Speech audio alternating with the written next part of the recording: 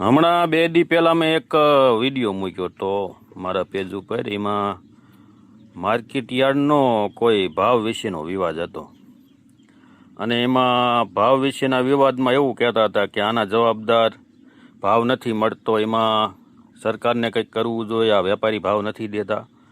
પછી એ વિડીયોમાં એક કોમેન્ટ આવી કે ભાવ ન મળે એમાં આપણે સરકારને જવાબદાર ન ગણાય, સરકારનું એમાં કાંઈ ન હોય, ઉપરથી માંગ હોય તો આપણે ભાવ આવે ન કે ભાવ ન આવે. આમાં સરકારના હાથમાં કાંઈ નથી. હાલો, સરકારના હાથમાં કાંઈ નથી.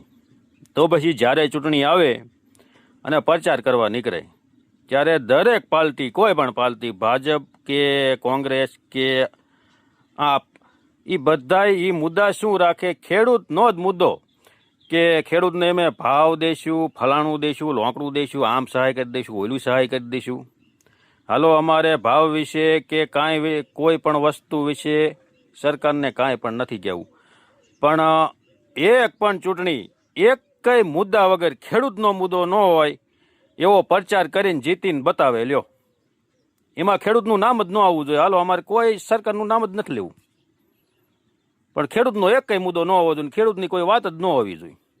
અમારે સરકારને કાંઈ કહેવું જ નથી તમે ભાવ નથી આપતા, કામ કે તેમ. ખેડૂતનું ક્યાંય નામ લેવાનું નહીં. હાલો, સરકારને અમારે કાંઈ નથી કહેવું, એક મુદ્દો ન હોવો જોઈએ. દરેક મુદ્દા ખેડૂત ઉપર રાખી અને સરકાર જીતે છે અને પ્રચાર કરે છે.